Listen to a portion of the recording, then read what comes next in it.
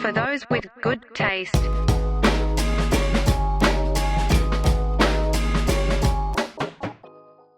What is up, tasties and tastettes? Welcome back to another movie review. Dante, are you scared, tense, anxious, maybe terrified? Yeah. Yeah. If you're feeling all of the above, A, B, C, or D, make sure to like, comment, share, and subscribe down below. We're talking Terrifier 3, the sneaky hit of the year. Yeah. Well, really quickly, can we retrospectively think about if I'm lying there? Is this the sneaky hit of the year? I think so. Bro, like, box office don't lie. Yeah, the box office is massive, so it's already outdone Joker 2. Well, Joker, the other thing Fala, too, don't. The other thing too is they didn't need a $200 million budget. They needed 100th of that. yeah, exactly. Well, that's why this is the sneaky hit, right? Like, Yeah. It's not so much that it's like there's movies that have made more money this year, certainly, but budget, like in profit ratio, budget, and yeah, like this is. I'm just trying to think. Is there anything else that didn't cost a lot? There's been a couple. Wasn't there something else early in the year that made a bunch of money? I'm not going to recall now. Brother, this is where I should have come more prepared on these facts. You never come prepared, though. That's the problem. Yeah. I usually come early, but not prepared. I'm not going to remember. But there was definitely something earlier this year where it got a lot of buzz. It was another horror movie, right? Maybe it was Long Legs. Oh, yeah. I think it was Long Long Legs. Well? Yeah, it did really well. And didn't cost that much money to do it either. But yeah, this is definitely blowing stuff away. And as always, we kind of start the stuff off with some the trivia stuff that goes into this movie. Yeah. And a couple interesting parts on that. So Damien Leone, who's made the franchise. Funny thing I didn't know about this is there is the 3 Terrifier movies. Okay. Yep. There's actually 2 other movies that feature Art the Clown that were before the Terrifier movies that this guy made. I don't have the names in front of me right now. Maybe you can pull that up for me.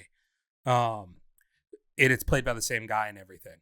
And but those ones are like, so those movies, I read a synopsis on them. Like those are about like these people who find a tape on Christmas or something. Yeah. And the tape is like Art. It's like these fucked up videos, and it's like Art the Clown murdering people.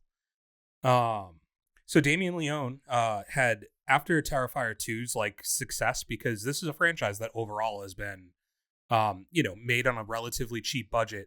A lot of that due to the fact that on the first 2 movies, they said they only had a crew of 10 to 15 people that made these movies. And that it's mostly funded by Damien Leone himself. And going into after Terrifier 2 and how successful it was, a bunch of major companies obviously came to them and were willing to put up the money to pay for it. And he essentially was just like, no, he said he didn't want to. Because he feared that they'd want to cut down on what the movie is, and he said especially the first scene of this movie, which we won't get into yet, but he said that it's very controversial and that he feared that they would try to creatively like sway some of those ideas and tame it down. And by funding it primarily by himself, he was able to do it how he wanted. Yeah, he's able to stay true and not compromise to like a mainstream vision of what the movie should be. Yeah. I mean, are we doing spoilers? Right. Let's try to get through a little bit here for the people without the spoilers. At least get through some of the trivia and stuff. Maybe give our thoughts real quick with no spoilers before we jump into anything specific. Yeah, I got some thoughts. Yeah, which I mean, and so I'm pretty sure you haven't seen Terrifier 1 or 2, right? No, I have not. Okay, so I had no idea what to expect. I have watched them, and this will be kind of some of my non-spoiler thoughts. Like, this isn't my favorite type of horror, honestly. Like, I love slasher horror, but that's my favorite. This is like uber gore, like horror. Over the top, like grotesque horror, and like not totally my favorite. So like I've watched Terrifier 1, and I think I watched most of Terrifier 2. I can't remember if I finished it or not. And that, like, they're fine. I appreciate like the vision. I can see like why people are truly a fan of it because it's very unique. Like these movies are supremely unique. But yeah, just not my favorite thing ever. But for the vision, like you can see where he has a certain view of this. He knows this character at this point and what he wants out of this character, and he knows what people love about it, and not being willing to change it is what made it on the third go now keep growing in success, which is uncommon in Would this you world. say this is the best of the three? I guess I don't think I feel right making an opinion on that Just because you of don't like really recall the yeah, first like two. because I didn't even this one. There's like the tough part of it where it's like personal opinion on something versus understanding what the vision on something is and what it took to make it and in reviewing it or rating it in that regard versus like what's your like there's probably movies that I liked more this year that I'm probably have this put in front of because I think success of what they wanted to do, is a large part of that. So yeah, just kind of like moving on, like with what I was saying, the crew is only 5 to 10 people. And then for Terrifier 3, he actually had over 50 people on set now. So like specific departments and crews and stuff like that. So that's, grew the crew, that's how much more it's grown. Right. It's the first movie since Saw 3 from 2006 to receive the rating of 18 in France. That's where no one under the age of 18 is admitted into the cinema. It's equivalent to an NC-17 here, right? Which is, in this movie's well-deserved for that rating. Oh, yeah. But it's still crazy that, like, that is a thing, too. Like, it's like no one permitted. Like, not even with parents. Like, you just can't go see this. We're not trying to scar the children here. It's the second film that is unrated by since the open of the MPA, which is, I assume, the people who make the ratings for movies, to open it number one in the box office in the 21st century. I guarantee you will never guess the other movie. American Pie? No. No, that's 20th century too, isn't it? 1999. Yeah, it is 90s, yeah. Renaissance. A film by Beyonce in 2023. Isn't that crazy? Sure. Yeah, that's very crazy. Damien Leone did most of like the effects and like everything himself too. Like it was him and like one or two other people did majority of the effects and stuff. And that's like one of the ways, at least with the earlier movies, especially where they've been able to keep the budget as low as they have. So he's not a one-trick pony. No, he can just do it, That's impressive, honestly. Yeah. One other thing on here. So in an interview, Damien Leone talked about how it took 6 years to make Terrifier 2, as him and the producer Phil Falcone were doing every job on its production, and they had underestimated how ambitious it would become to complete. So they were doing, him and one other guy were doing, like, they wrote the movie, they filmed the movie, they did the special effects, like, they were handling everything themselves, and there was a huge gap between 1 and 2 coming out. 6 years, yeah. And then they said on this movie, he faced a new challenge, and that was writing and completing the production in a year on Terrifier 3. Damn. Which is even, just two completely different things, where it's like, how do we do all of this on a minimalistic budget with minimal hands working on it? And it took them 6 years, and now it's, how can we make something that's quality that we want it to be at, but we have it to do it in a year, which is kind of crazy, right? There was one other one I read here, and I don't see it in front of me, but I pretty much remember. Basically, one of the other things that he ran into an issue with is, like, he funded majority of himself, but he had a distribution company. And their only real, like, line that they had drawn on anything was they wanted this movie to come in at under 2 hours. So he found himself while filming just, like, ripping pages out of just the script. Yeah. And they said especially the last scene, like that the last part of the movie was it was significantly longer in the original cut. And at the end of this, they ended up at 2 hours and 5 minutes. So there was still a little bit of a compromise that was made, but he got it down to as little as he could possibly get it. Which I when I read that, I was like, I don't think I need 2 hours and 30 minutes of this. No. No.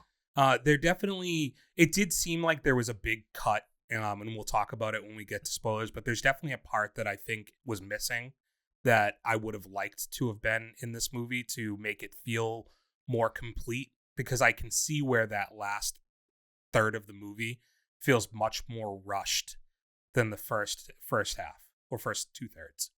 And I think that that's interesting when you talk about, like, the problem there becomes, he clearly went in with a vision and he was executing that. And then he realized the movie is going way over the time that they need it to be at. And so your back end ends up suffering, I feel like, because Because you had to cut out a lot of the parts that helped it make sense. Yeah, he ends up cutting out the back end of it, and like he couldn't shave as much maybe out of the front end because he had filmed it the way he had filmed it with the full movie in mind. You know, and I think that's maybe, you know, while we're talking about it, like where direction is probably underrated. You know, and I saw Peter Dinklage was on Hot Ones this week, and you know who he is? No. The smaller gentleman from Game of Thrones. Oh, yeah. Yeah. He was talking about like, well, they asked him something about why a director's important, and he was talking about how like the thing about being a great director is that you have to have the balls to stand up for your product, right? Like, because if not, actors will always think that they know better. Right, like actors, like he was like, for me, he referenced in a couple questions later how he did a movie earlier in his career where it was a director's first time directing, and it's a person he's friends with, so like he was cool with it, but he was just giving his perspective where he was like, this is one of those instances where I've done 60 more movies, I've done 100 more performances than this guy has done. So he has to be able to stand on business basically to tell me, no, this is the way it's going to be, it's my movie, or else the actors will just walk all over you and you'll lose their respect very quickly. And I feel like there's one other thing. It might have been like Zoe Saldana was talking about something recently too, but just, you know, how important it is for, you know, the director sees, or actually maybe it was Anna Kendrick talking about like 50-50 or something. And like how like a director is seeing the totality of the arc, whereas like an actor a lot of the time is just seeing stuff from like scene by scene and from their character's perspective as much as like, you know, so like a director is going to see what your arc is meant to be through the whole movie versus you are just kind of the actor's feeling it as it's happening maybe a little bit more. And it's kind of what it just like him understanding the story. He wrote that and directed it. So he has like so much care into what this is, and he's done it with all three of them now. And, you know, so he sees his vision acting out and he wants it to be a certain way, but then he also has, you know, the shackles of other people that are paying him the money to get this financed and to make it work. And like, you know, you have to catch up at some point in there. And I think it just shows how important it is for that director to really be on top of everything from start to finish. And I'm not saying that he was unsuccessful by any means. I would say a majority of people would tell you he's very successful based on the performance of this movie. Do you have the actual box office? Crap. I just had it up. I think it was around 40 though. No, it made 40 million. Yeah. Sorry, 1 second. 41 million worldwide, which is insane on a $2 million budget, and this is still just the first week, right? Yeah. Another interesting thing here: 2 distribution sources noted that DreamWorks Animation and Universal's The Wild Robot saw noticeable bumps, and they speculate that teenagers and young teens bought tickets for those films and then snuck into Terrifier 3. So there's even more that this actually deserves. Yeah, like it had even more people go and see it that were just like working the system. It outgrossed Terrifier 2's entire box office within the first weekend of release. I also think it's important to say, like, day one, its first day of release, it already quadrupled its budget. That's monster. Like, insane. And just again, for it to outgross Joaquin Phoenix and a $1 billion $1 billion movie that's getting a sequel, for it to outgross that, whether it's to do with like, without even, if you just take out the negativity around Joker 2 to begin with, it's such a crazy like feather in the hat to be like, yeah, we just destroyed this $200 million production with this, like with a cult film, because that's what this is. It started as a cult film. It's still very much. It still very much is. Even though it's earned its way into a massive release, but it is a cult movie. I didn't even realize up until a few minutes ago that this is all still a very new franchise. Yeah. Like, because like watching like the beginning of this, it had like a very like 80s feel to it. Mm-hmm. That made me feel like, oh damn, is this like an 80s horror movie that I missed? Like, because I've never seen the first two, so I had no context on that at all. Yeah, I mean, did you end up pulling up when the other one came out? I think the first one was in 2011. Oh, the other like off movie that Art the Clown was in was All Hallows Eve. And was that 2011 or? That was 2013, I think. And Terrifier was 2016. There was 2 Terrifiers. There's All Hallows Eve. There's 2 of them. Because for the Google page I pulled up, there's a. Oh, you know what? That's a short. Never mind. Yeah, there's 2 All Hallows Eves. So there's a Terrifier short that released in 2011. The first movie was 2016. The next one was until 2021 or 2022. 22, yeah. Yeah, and now we've gotten the 3rd. Yeah. So that's pretty much what I have for like the background stuff. All very interesting, and I'm sure there's a ton more because when something is as contained in terms of production as this is, and then the growth that it's had, there's a lot of interesting angles I'm sure to take. Getting into the movie a little bit prior to spoilers, like, so I kind of said what I thought. How do you feel, especially that you have no knowledge going into it? You're a blank slate, like walking into it. How did you kind of feel throughout this movie?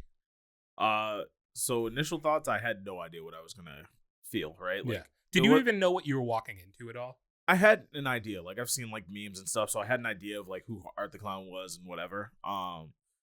But to be completely honest, I don't even think I had any intention of watching this movie. Mm-hmm. And as I was sitting there, the first like 20 minutes or so, I was like, what the fuck is this? Like, yeah, so weird. I was like, this is not me. Like, I'm not going to enjoy this. Like, I've told you before, I like to like pre-rate in my notes on my expected outcome. And I had it at like 1 star because I was like, this is going to suck. Actually, I think I had it at 1.5, went back in my notes 20 minutes in. It was like 1 star. And then about 20 minutes later, I was like, yeah, no, let's bump that up. This is actually kind of getting good. Yeah, there's a charm to, like, I think there's a charm to Art the Clown, and that's what makes this whole thing. Like, he is a brutal killing machine. And they show it. That's the big difference, is they show it. Like, I think that's what separates this from like your traditional slashers, is that they're showing the gore, they're showing the kills in high detail, mind you. Yeah. And they get really creative with the kills. Yeah. Like, I like that aspect of it. Very brutal, and like bordering on like uncomfortable at times. Like, this is the first movie I can remember in a while where I was like, it deserved its horror rating. Like, I was wincing at the screen, like, oh fuck, that's hard to watch. Yeah. Because you saw it in the afternoon, like a random fucking Tuesday afternoon or Monday night. Because the only showing for the entire day was 9:40 p.m. Really? Well, yeah. How bad was there people in the theater? Yeah, I'd say there was a fair amount. I mean, especially for a Monday. Actually, that was the movie I went to where there was 2 large groups in front of me. So yeah. This was definitely a movie where it was groups of people going to it. Yeah. I saw it Thursday night when it came out, and like the theater was full. Really? Like, full. Yeah. And I honestly was expecting more of like when a theater is full like that, and especially for a movie like this, you expect to hear a little bit more of a rowdy audience, and I didn't get as much of that.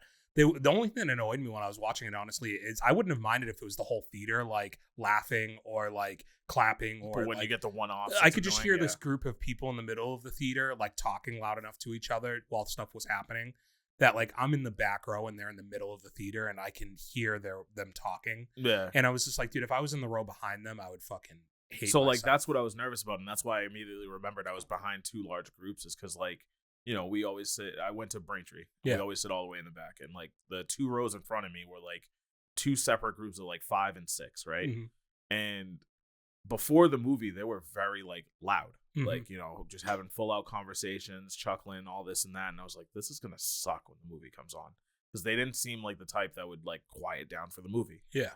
They were maybe teenagers, if not like early 20s. So like, I'm thinking like, oh, these kids are gonna. It's gonna be annoying. Yeah, it's gonna be annoying. And surprisingly, forgot they were there once the movie was playing. So I was happy with that.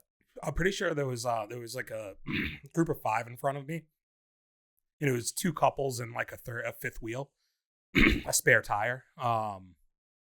And it was like a couple, the single person, and then a couple. Okay. Like the 3 girls in the middle and the 2 dudes. Okay. On opposite ends.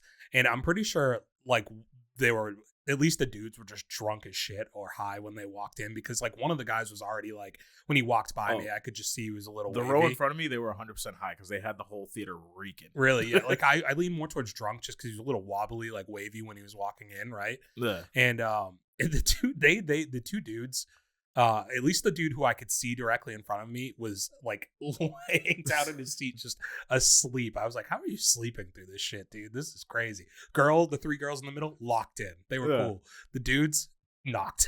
You know what's the other weird thing about the group that was in the aisle in front of me, right? So like that row is, I think, 10 seats long, right? Mm-hmm. And I know it's 10 seats actually because I counted it because they were doing some weird shit with shuffling seats. Yeah. So like the 5 of them, they come in, they all sit down there in their group and they're shuffled all the way to the left.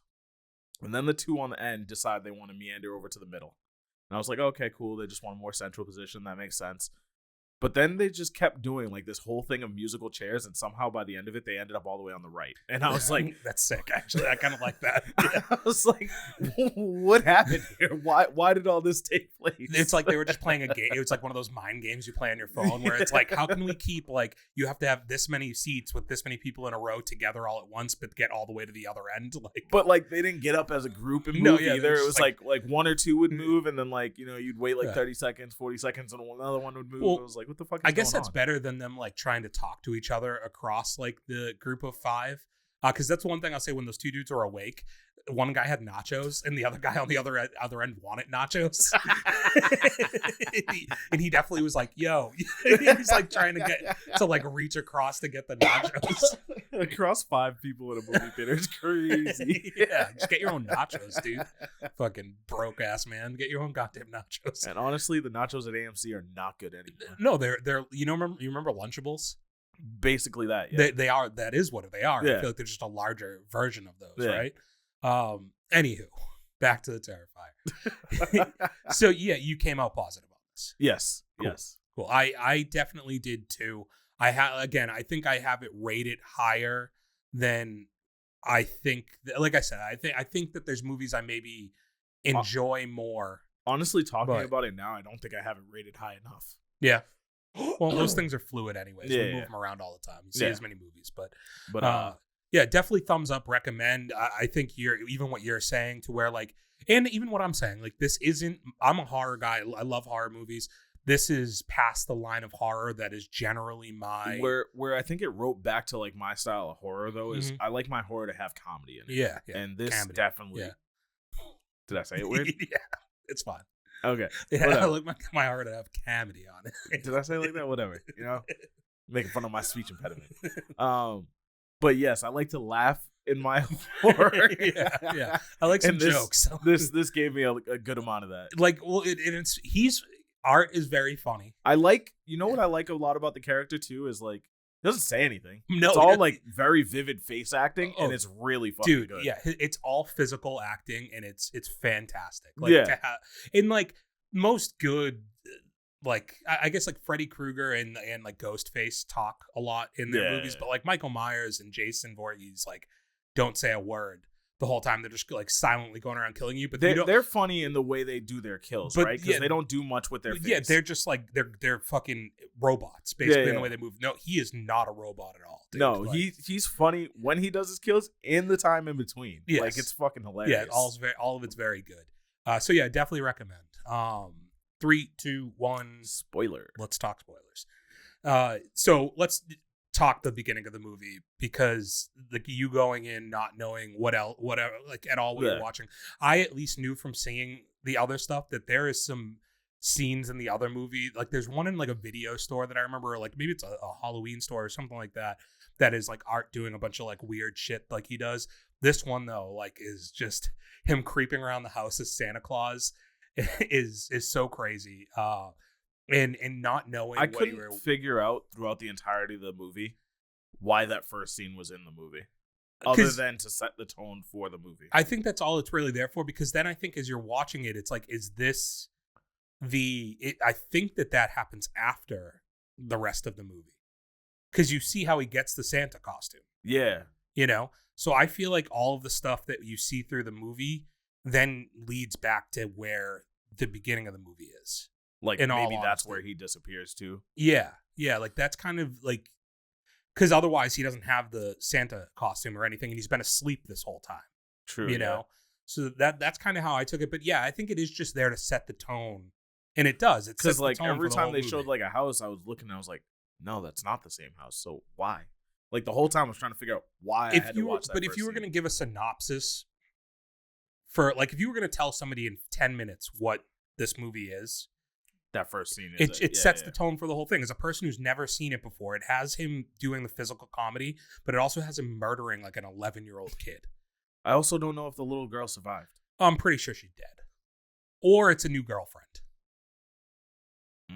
You know, it's on his James McAvoy shit. Like, oh, you killed my older girl. Well, this one's gonna be mine now, dude. Don't worry, I'll take care of her. God damn. You know, he certainly speaks no evil. So he does a whole lot of it though. Yeah. But I think it is. I think it's totally just a tone setter for what the movie, and I was gonna ask you, like, being that you knew nothing, like, that's where you came out of being like, this might be like I might not like this at all. Yeah, because it was just so unhinged and made no fucking sense. Yeah, I was just like, okay, this is just ridiculous for the sake of being ridiculous. I don't see a point. Like, whatever, if you're into this stuff, and like, again, we said it before, like, I'm not a huge gore guy, so I was like, that's not doing a ton for me, but maybe it is for somebody else. Yeah. And it wasn't until we like really developed into like. So when do you think you started locking in on like, hey, I think I kind of like this? I think I started getting intrigued when he went into the subway with the cop's head. And I was like, oh, this is just going to be like that level of ridiculous. Yeah. Which that's like a flashback type thing too. Like, is like, it? and it's before he goes to sleep, right? For however long they were gone for. Yeah. And like, that's where me not really remembering how the second one ends. And I don't think I ever finished the second one, being like, is this how the second movie ends? And you're kind of picking up and showing us, okay, they thought he was dead, but he actually is back at this second house or whatever, you know? Like, yeah, because it was supposed to be like the girl had cut off his head, right? Yes. And so like that's what you're seeing is his corpse without the head. Exactly. Okay. Yeah. So like I think that's picking up where the second movie probably ended. Him murdering Chris Jericho, with like Chris Jericho was the hospital person. He's a wrestler, just so you know. No, I know the name, but he was the guy working the desk in the hospital that the girl was in. Why don't I remember? He gets his face like ripped off or yeah, whatever. Yeah, like it's just a head like eating something, no other body attached to it. Yeah. And again, just another part that kind of like the first like 20 minutes of this movie, 30 minutes is just like it has nothing to do with the story itself. It's just very unhinged in the way it's approaching everything. I think this movie did really good in progressing its ridiculousness. Yeah. Because every time I thought, I was like, okay, this is the bar of how like ridiculous they're going to get, then it would just get even more ridiculous. Yeah. Not to jump too far ahead, but my favorite scene in the whole movie is the bar. Like when he shows up to the bar with Santa. Like I think that whole thing, when you talk about physical comedy, like that was where he got to do the most acting. I think like he had like there was such a kiddish joy, and it's so crazy to watch it and be like the whole time this is a sociopathic, like sadistic, mythological fucking killer, but his kiddish joy fucking around with Santa Claus in a bar where he's just like, ooh, yeah. Like, yeah, no, it's a real beard. Like, you can't not have a real beard, and like, you know, and like, of course, it ends with him cutting off the beard. Yeah, and he's so likable. Like, he was so likable in his kiddish joy that he warms up to like the Santa like likes him. Like, it's just like, yeah, get him a drink. You know, like, oh, you don't have an ID? Like, he gives him a completely different person's ID. Which is probably someone he killed. Yeah. Like, I just thought that whole thing was great. Right up until, like, he just pisses on Santa Claus. And it's just like, okay, now we're into the next part. It's funny, too, because I didn't even realize when he pissed that he was sitting on his lap. Yes. Until he was pissing. And I was like, wait, what? It got this far? Yeah. Like, it was such a fun scene. That like let you see both sides of what this character is. Yeah. Yeah, for me, like obviously, like the rest of the killing and stuff like that before was all good, and like, but there was also some really confusing stuff too. Like, I still don't necessarily remember what the relationship is with the girl that's like his girlfriend or whatever. Who, and especially as you get further towards the end of the movie, I can't tell who's the mastermind behind their little scheme. If she like, because the first half of the movie, I'm like, well, she's very clearly following him. Yeah. But then she was very much in control of the end of this movie. Yeah. Yeah. So like that, I'm still a bit confused, and I'd have to go and watch the first two to genuinely understand probably what my understanding of it was that he is both of them. Because they were saying like he was a demonic spirit that needed a vessel to possess. Yeah. So like he was possessing her, but he was also still himself. Because I feel like she was a regular person in the first movie, is what I think. Yeah, and then she got possessed. And then, that's why she had the glow in her eye and everything. Yeah, okay. But he's in both of them? That's weird. You're probably right. I like that again. Like this is like the that was just the way I mean I didn't watch any of the other two, but that was the way I interpreted it. Yeah. The other part of this movie that I really enjoyed, and I think where it gets marks on being not just a brutal like slasher with some like dark humor to it. The one thing I really think drives this movie towards just being a good overall movie is the way that the main character, I can't remember her name now. Sienna. Her dealing with like survivor's guilt and like the PTSD of what's happened to her. I thought that whole character arc gives this movie a side to it, a seriousness to it, like a thing that you, as a person who has loved like the classic slasher movies, and I think you get like Halloween 2018 did a good job of this, readdressing some of the stuff that you didn't get through all the other Halloween sequels, of like Laurie Strode 50 years in the future having still been tormented by the fact that one night when she was a teenager, this sadistic killer killed all of her friends and like stuff like that, and still being afraid of the day that he returns. Like you don't get that a ton in these movies. Maybe one entry out of like the 10 that you get deals with this type of stuff. Like they don't usually show the fear in the characters enough. Yeah, you're just kind of thrown back into the situation, whereas this spent a good amount of time where you don't have them come face to face at all. It's him doing all the killing of all these other things that aren't even attached to her. Yeah. And it's just by happenstance that he even figures out that she's like around. He was still at the party. Yeah, like it's just like he ends up somewhere, finds out that like, oh, like her, like.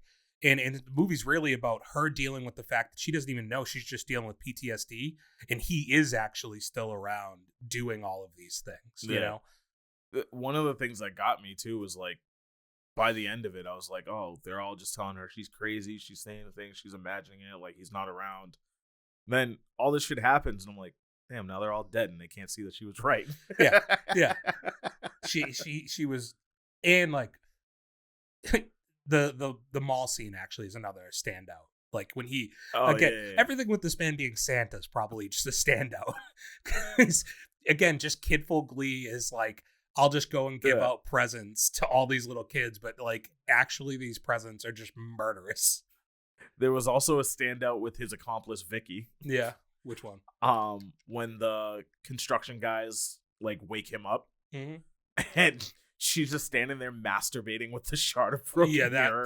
that part was the part in the theater where like there was definitely people that were like, oh, and I was definitely like, what the fuck? I was watching, I was like, no, we're not going there. No, we're not. Oh, we're going that far? Yeah, squirting blood? Oh my God. I was like, what the fuck? Yeah, this is a bridge too far, maybe. It was like teetering on like too far and hilarious. Like, it's one of those things where like I'm like the end of what was the Sydney Sweeney movie? Oh, Immaculate. Yeah, the end of Immaculate. I'm like, yeah, at the end of that movie is just fucking unhinged. Like the end of Substance is just like crazy. Yeah, but this movie is just like, no, from Go the whole way through. From Go, we're like, we're just gonna do whatever the fuck we want to. Like the fact that this guy wrote this movie and had the vision in his head of like, now what if she took a shard of glass and fucked herself with it? Do you think people would be into that? And somebody else is like, that's an idea. That's a fucking idea. It's dude. not a question of whether people would be into it. It's whether or not it fits the theme of the movie. I think. Like it definitely fits. And it goes back to like him being his such little hands being in the pot on this movie from 1 till 3 allows him to have a vision and understanding of what his audience will like accept. Because you got to imagine with a bigger team, that definitely would have got. Well, that's the stuff that he's talking about. If he had have signed on with a major, they would have been like, dude, no. Too much. We're not like we don't even let them finger themselves with their hands in the movies. Now you're doing a shard of glass and squirting blood. Yeah, we can't do that, dude. Nobody is gonna buy tickets to that movie. Well, little did you know, buddy. Y'all missed the bag. So the progressing through like to the next one, when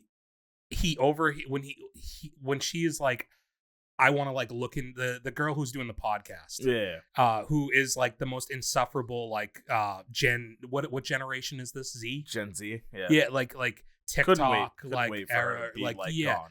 Couldn't understand or empathize at all with like what somebody's gone through, and it's just like, why isn't she just happy that like I am such a huge fan of her that she should want to talk to me about her trauma. And then even when she like flips out on her, she still doesn't see that she was wrong. She's still like, like that she was wrong for getting that mad at me. I wasn't like being the one like you're a fucking bitch. I was trying to give her therapy. It's like, bitch, you're not a therapist.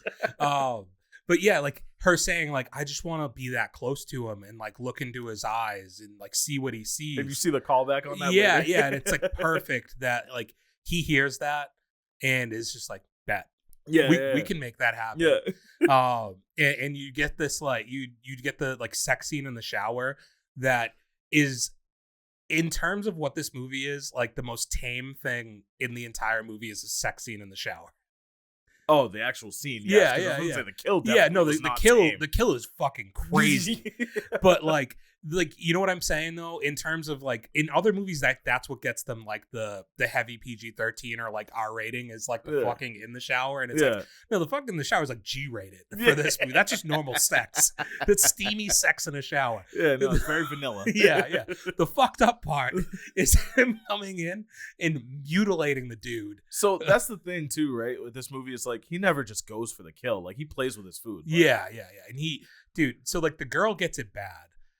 Like gets it pretty fucking bad to the point where she's still like, he keeps her eyes like intact so that as he's doing all this stuff that's not quite killing her, she can look into his eyes and be like, you wanted to know, like here you are, like this is just fun for me. It's the last thing you get to know. But then the dude, like he cuts his dick off, right? Well, no, like first he cut his leg, and then as he tries to run away, his leg splits off. Yeah, or he had cut his hands up too, right? Mm-hmm. Like then he goes with the chainsaw and jams it up his ass, then flips him over and just starts carving right through his dick, and then cuts his whole body in half. Yeah.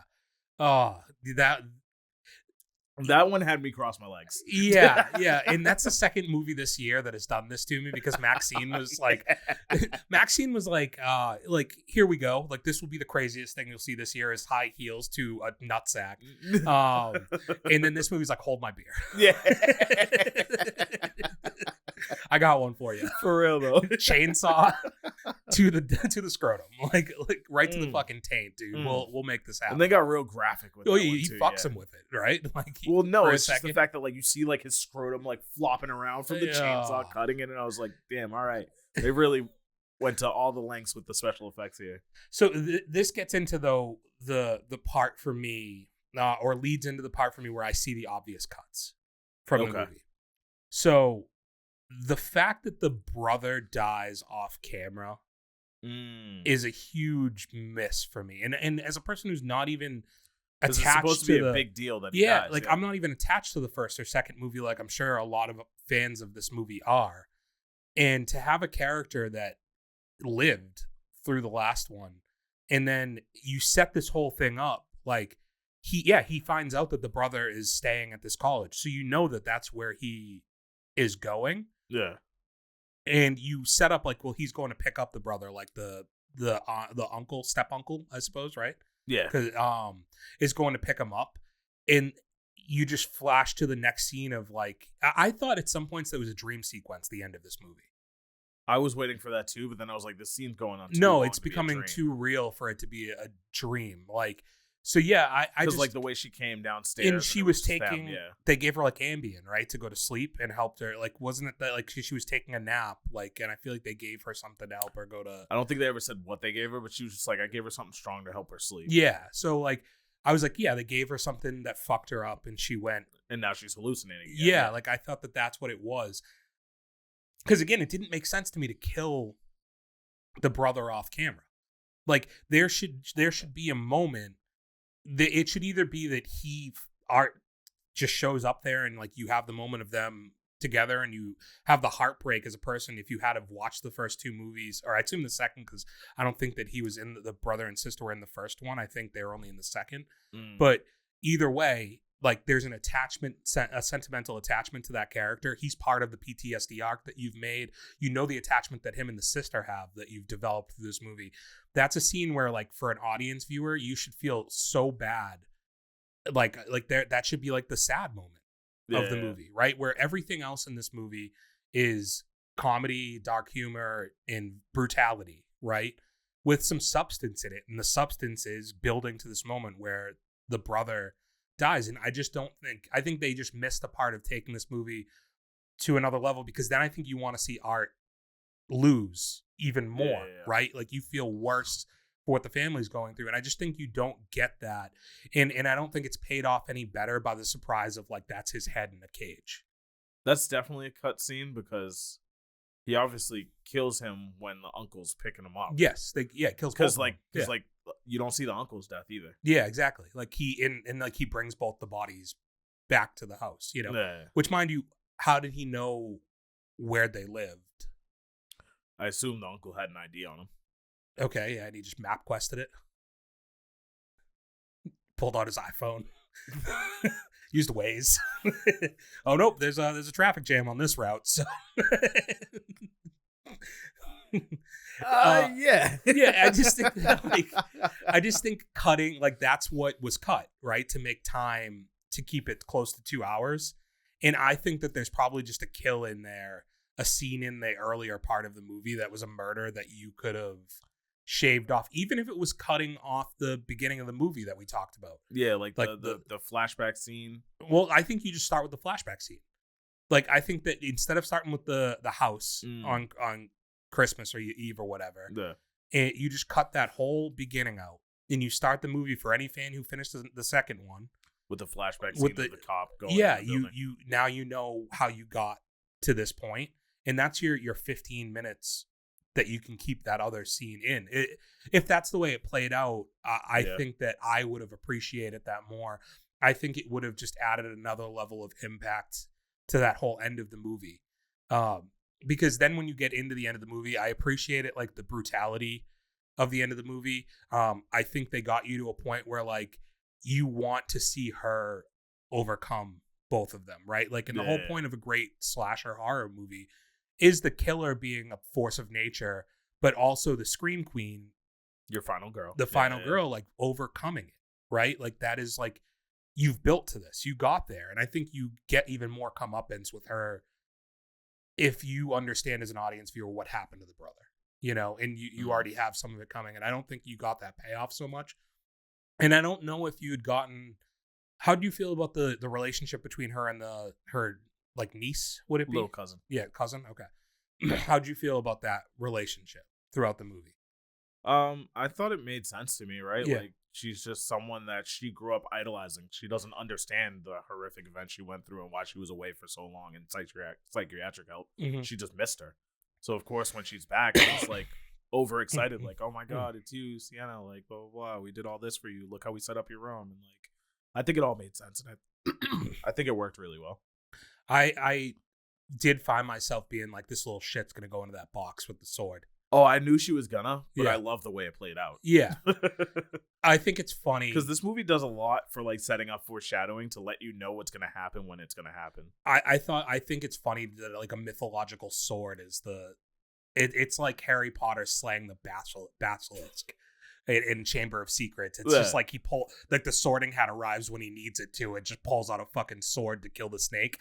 It's like, that's what this is, where it's like, of all things to kill this fucking monster, it's this mythological sword that you'll pull out and use to kill what you need to kill.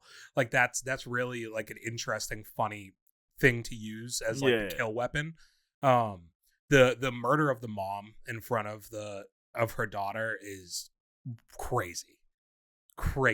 Well, no, it wasn't in front of the daughter. The daughter was watching, wasn't she? No, the niece was watching.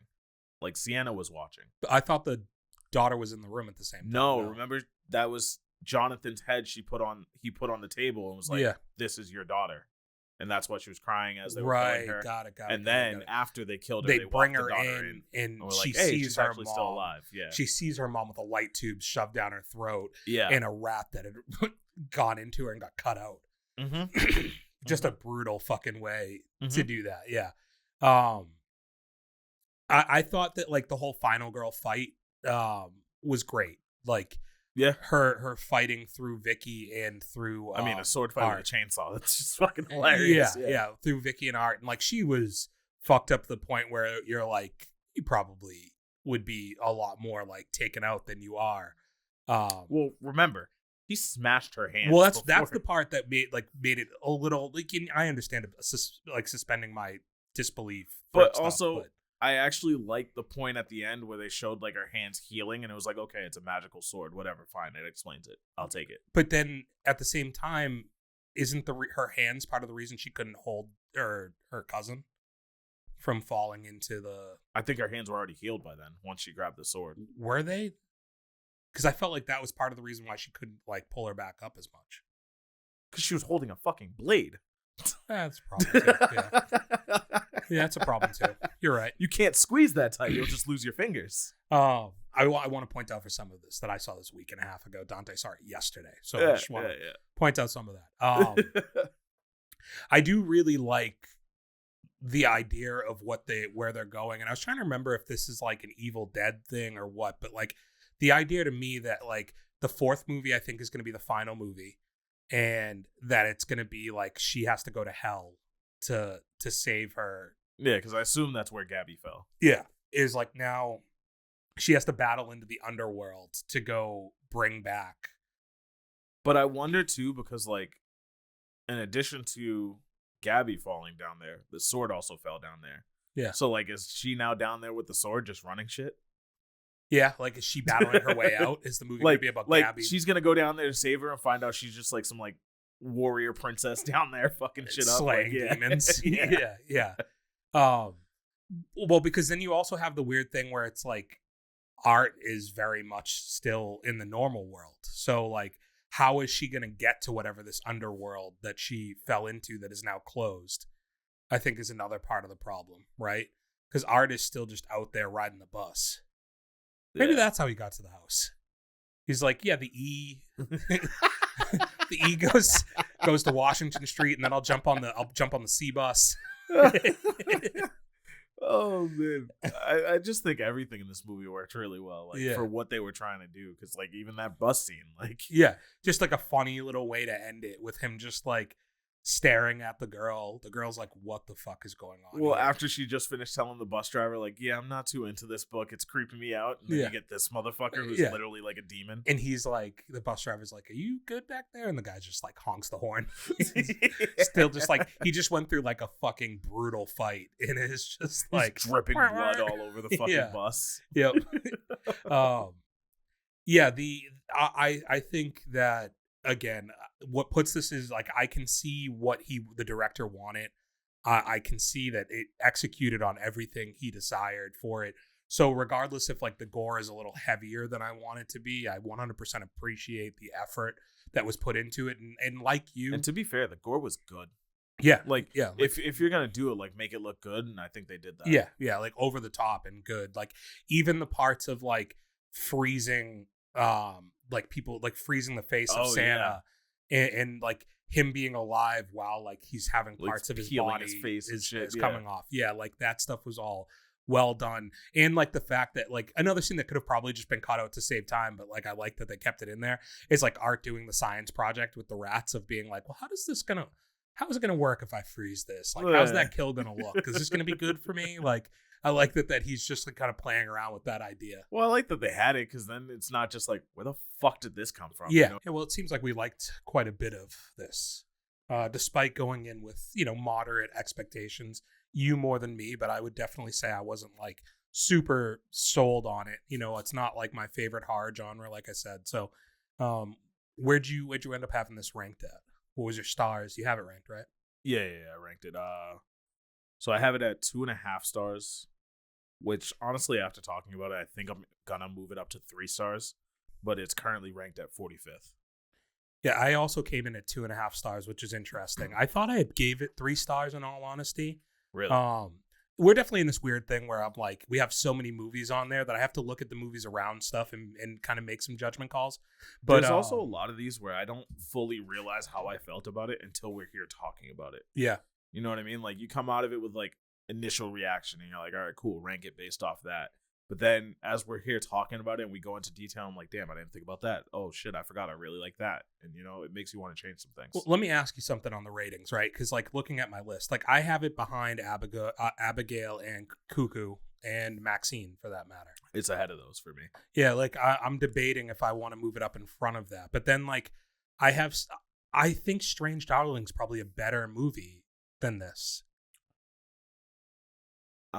Like for just like this is where I was saying that like I think Strange Darling took a lot more, what do I want to say, like creative liberties, I guess. I don't know if that's necessarily the right terminology for it, but for one, it's a new IP, which I gave it credit for, and then had a creative way. And I mean, don't try to take that away from this either. No, this is still original. You know what I mean? It's 100%. just third in their franchise, but I think that Strange Darling did some really interesting kind of new risky things with the way they did their movie, where I mean, I guess this does too, just in a completely different way. Yeah, so I think this is going more for like shock value, whereas that was going more for like artsy, like like cinematography and like the way it told the story and all of that. So yeah, I think that's where I feel like I gave it 2.5 stars, is just looking at some of the other stuff that I had in there. But I could see it after talking about this, like, you can kind of see the brilliance in what this movie is. Sure, 100%. It's a simple product at the end of the day, but like, it's definitely not a movie that's easy to make. For sure. Well, you guys be the judge out there. Let us know where you had this rated. 1 star through 5. Drop that down below. Like that, comment it. All the above. Subscribe if you might, please. We'd appreciate it. If not, Art will find you. Let us know if we missed anything. Like we said, we haven't really watched the first or second. Is it worth watching the first and second to fill in some blanks on some stuff we might have missed? Let me know, because I still don't have any intention of watching the first and second. I kind of just want to enjoy this for what it is. Perfect. Okay, so just tell him and he won't watch it. And until next time, we will see you. Peace out. Peace. Sure. Yeah. For those with good taste.